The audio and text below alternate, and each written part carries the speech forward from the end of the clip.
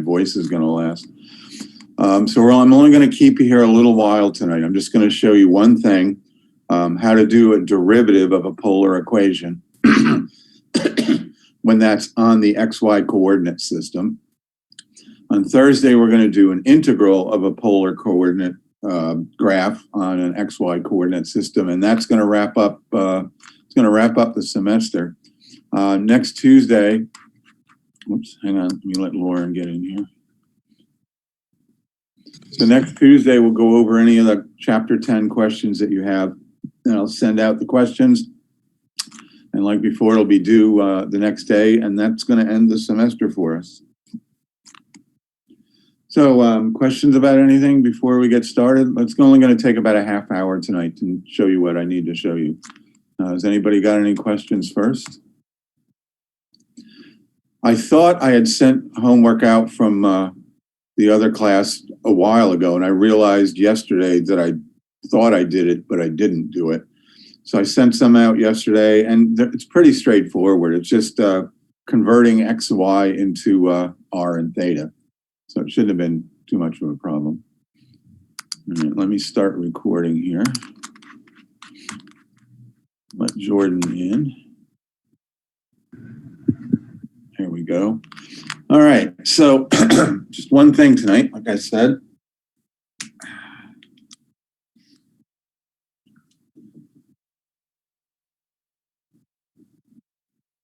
So from last time, our R is going to depend on theta, and you saw a couple of those equations last time. But because we're putting things on the XY coordinate system, whoops. We know from the last time that X is equal to R cosine theta. So F can be expressed as F of theta cosine theta, and Y can be expressed as F of theta sine theta. So in the last class, we had the letter R here, but since R is a function of theta, we can write these expressions like that.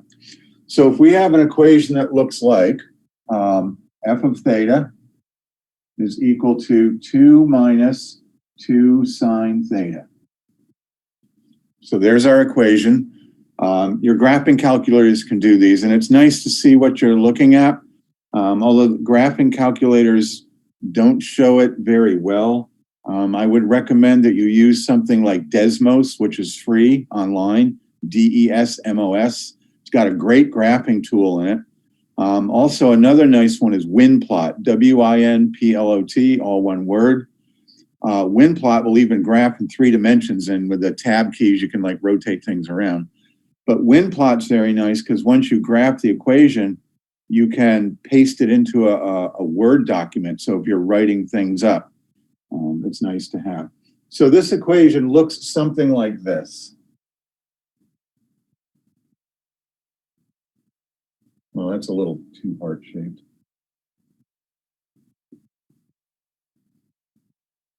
So that equation looks something like that. It's called a cardioid because it has that sort of Valentine heart shape to it. It's actually a little rounder than this. Oh, wait a minute. Oh, Kayla, oh, you have both of those things up on the links. Oh, how nice. Nice. Yeah, they're both very good programs, and they're good to know. So if we wanted to do, if we wanted to say, for example, know what this tangent line is.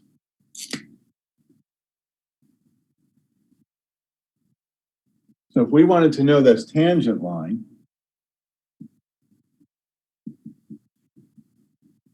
and tangent lines are useful for lots of things.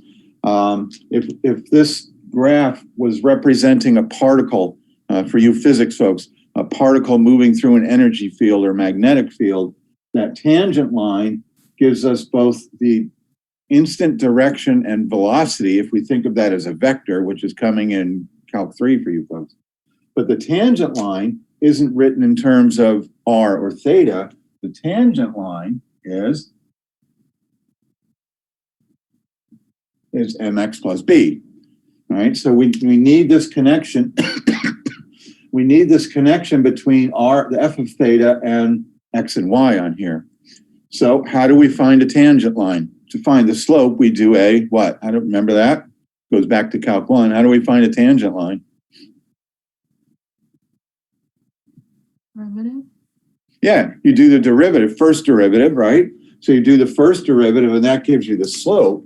So in algebra, we use m for slope, but in calculus, that's just the derivative, right? Slope is the derivative. And then we would put in that particular point and then we could find the tangent line from there.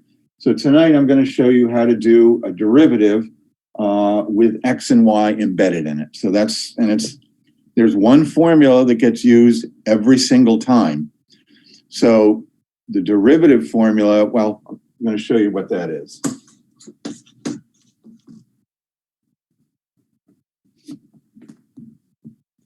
So if we're doing the derivative, so if we have that r is equal to a function of theta, then our derivative, dy dx, now, you don't need to write this part down. I'm going to take you back to Calc 1 again when you were doing something called related rates. And when you were doing related rates, your derivative dy dx was written as dy dt over dx dt. So dy dt gives you the motion in a vertical direction, and dx dt gives you the motion in a horizontal. And for those of you who've had vectors, you put those together and it gives you the slope of the tangent line. And if you haven't had vectors yet, not a big deal. You'll get them in Calc 3. So we do the same thing here, except instead of this letter t, we use this letter t, which is the Greek letter t for theta. So our derivative, when we do that, let me write this again.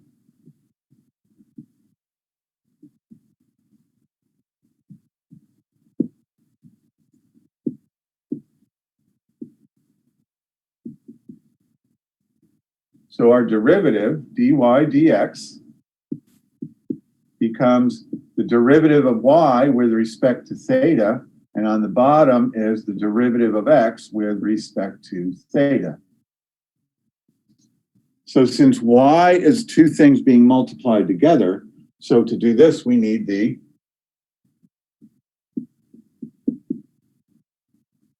product rule. So the product rule has us do the derivative of the first, which will be f prime of theta, times the sine of theta, and then it's f times the derivative of sine, which is negative cosine theta. Whoops. So every polar equation, that's how we do the derivative, and the function is the thing that changes. On the bottom, again, we use the product rule. Derivative of the first is f prime of theta times the cosine, and then it becomes f of theta times the derivative of cosine, which is sine, and this is positive. So this is the derivative of all the two-dimensional polar functions that are on an xy coordinate system. So I'm going to do this example that I did on the other board. Unless question about anything yet. So just the product rule. It's this times this. So the product rule is derivative of first times the second plus the first times the derivative of the second. So it looks messy, looks a little nerdy, but in reality, it's pretty straightforward and simple.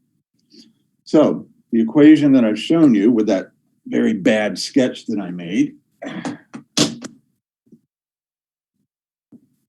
So our derivative here, I'll put this back up in a second. So if we do dy dx, so dy dx becomes dy d theta over dx d theta. All right, so the derivative of this, the derivative of 2 is 0, and the derivative of negative 2 sine theta is negative 2 cosine theta. times sine of theta.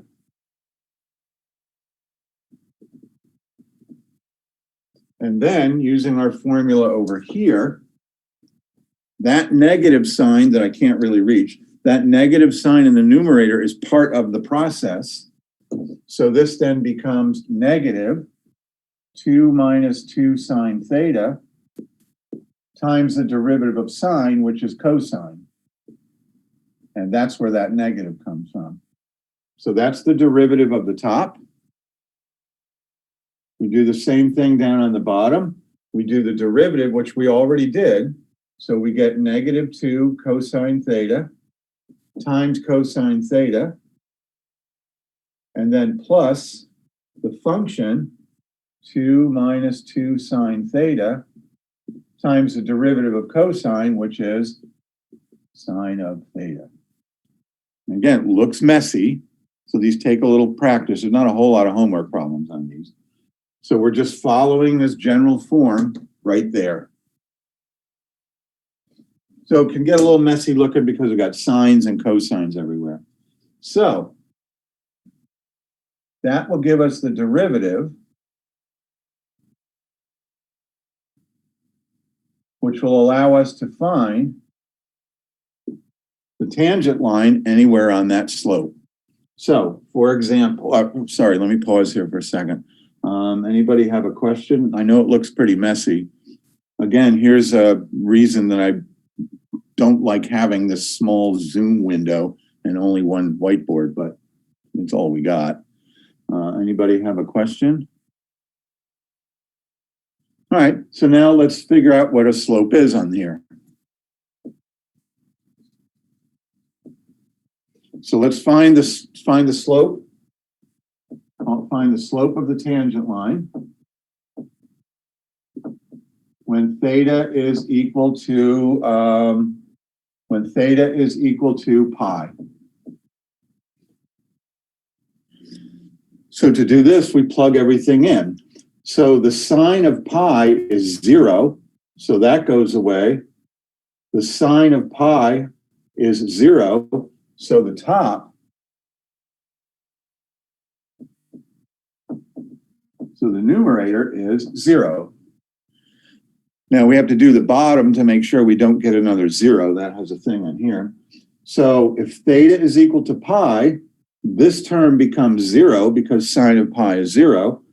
The cosine of pi is -1. The cosine of pi is -1. So -1 times -1 times -2 becomes -2. And this just equals 0. So at pi, our tangent line is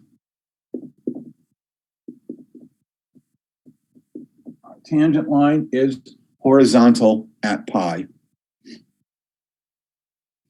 So you get a horizontal tangent line when the top is 0 and the bottom is not.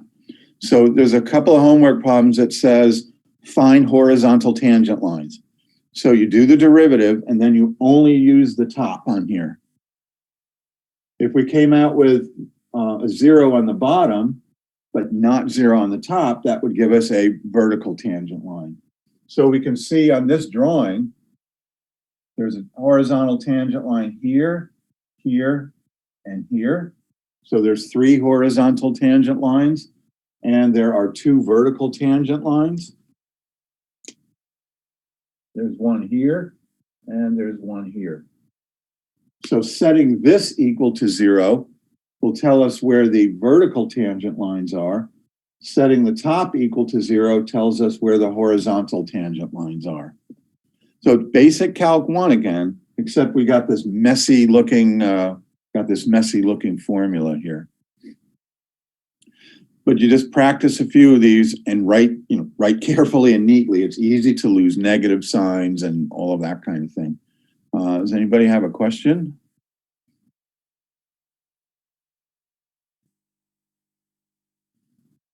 So what we'll be doing on Thursday, so that gives us tangent lines.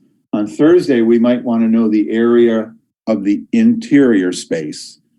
So it's like area under a curve, but we're not under a curve here. So when you did area under a curve in Calc 1, you were introduced to it, no matter where you went to school, by the way, it's the same everywhere, with a bunch of rectangles underneath there. And then you'd add up all the areas of the rectangles, and that introduces you to integral. We do the same thing here, but on Thursday, we're not going to use rectangles. We're going to use a geometric shape called a sector. Basically looks like a pizza pie slice. And we'll divide this all up into pizza pie slices and then let them shrink down to 0, and that will give us the integral. So other than looking messy, it's not all that terribly difficult. Just got to go slow and write neatly. So I'll do one more example, unless anybody's got questions.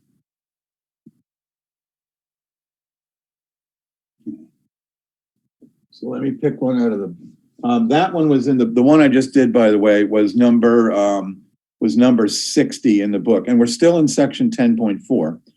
That was number 60, and they show that to you in there. Also, the book does a pretty good job with having worked out examples in it.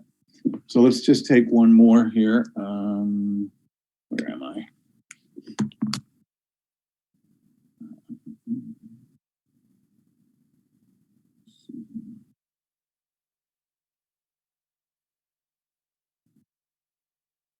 All right.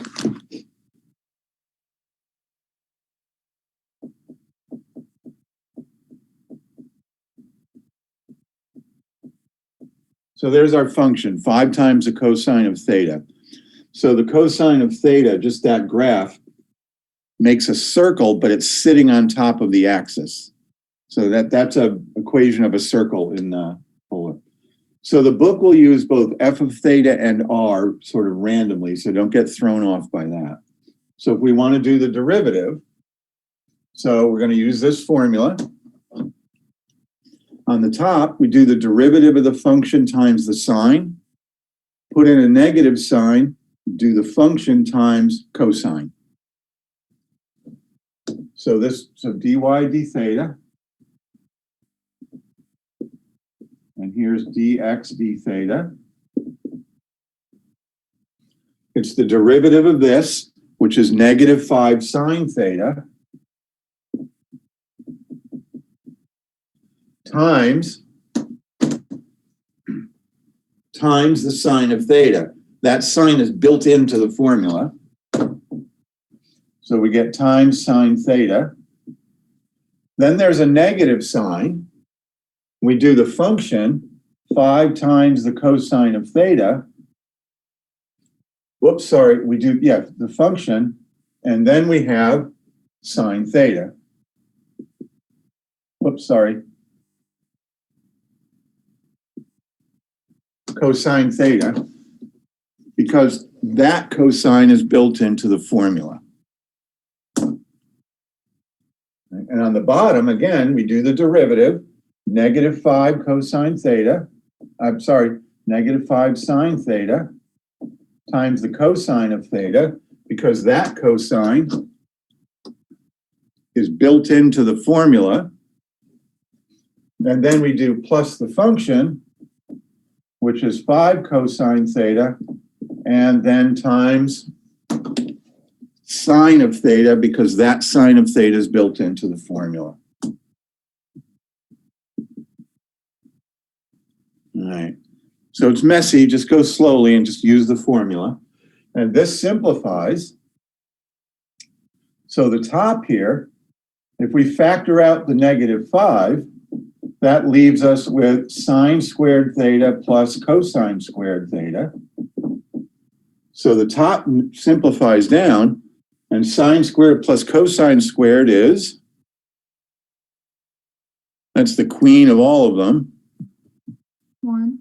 Yep, that's 1. So the top here is just negative 5, and the bottom turns into, well, can't really do anything down there. That doesn't turn into anything particular on here.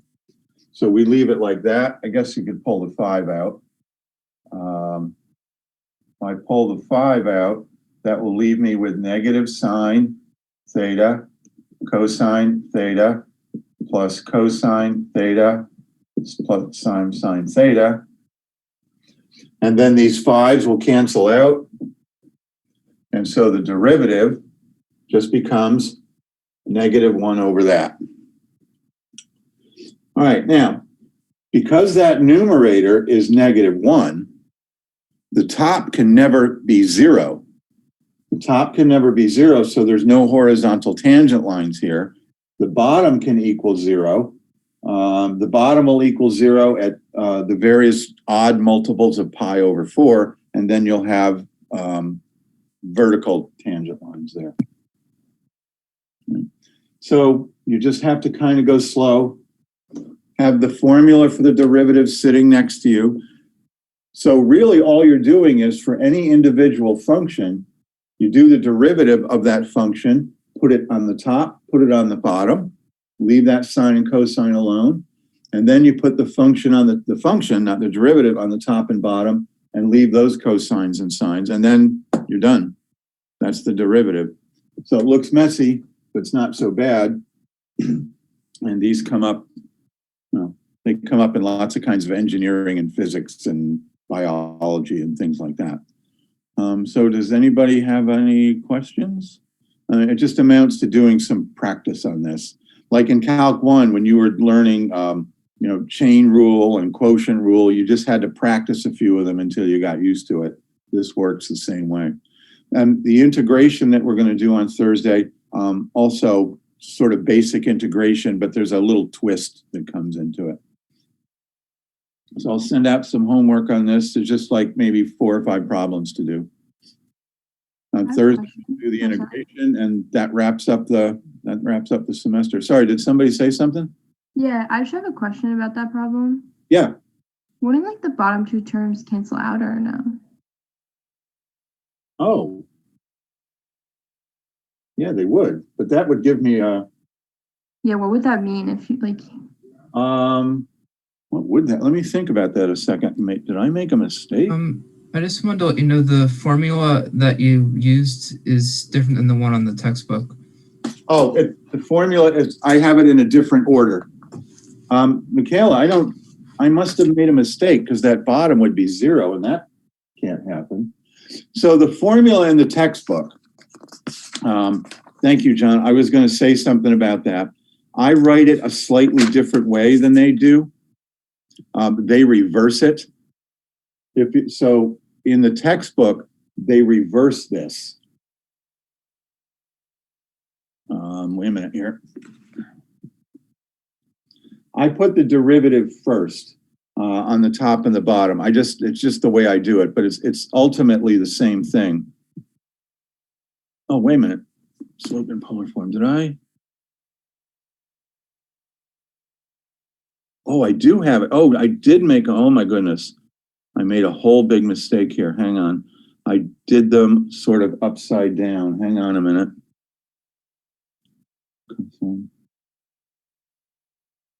I did. I wrote them upside down. Oh my gosh, I'm sorry. Yikes. Good thing it's in the textbook. That's why, so Michaela, that's why that's a 0 on the bottom. I wrote the formula down wrong. So the formula is this.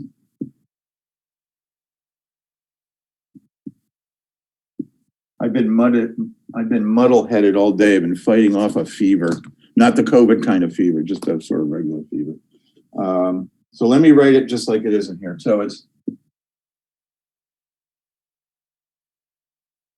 F theta.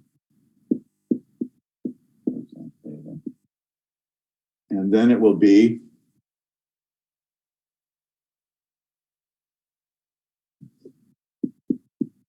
sine theta. Hang on just a second here.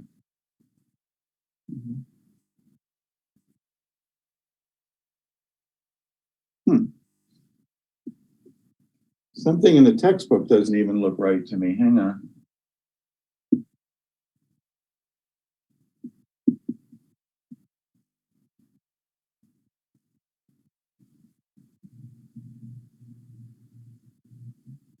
Huh.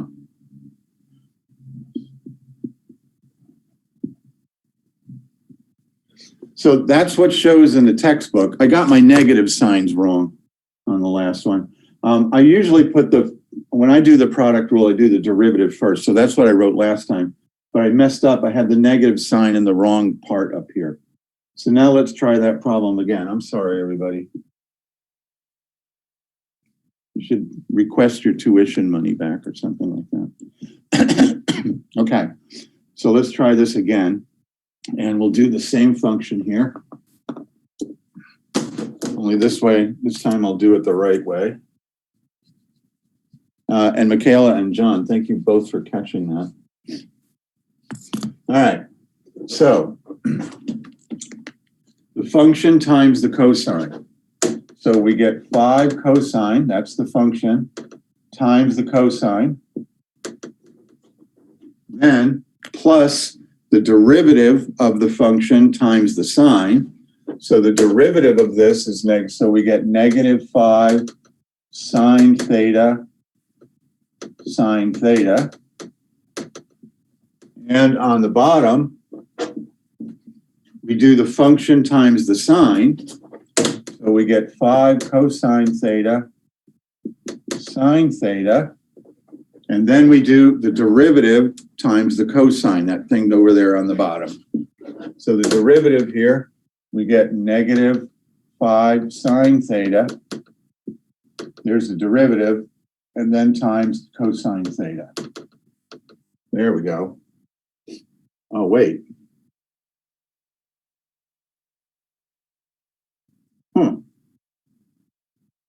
It still goes away on the bottom, doesn't it? Oh, isn't there a negative before on the bottom? Yeah, there it is. Oh my goodness. I'm sorry. I'm really messing up tonight. I'm sorry, everybody. Yes. Now I got it. This is now correct. Thanks for catching that, Michaela.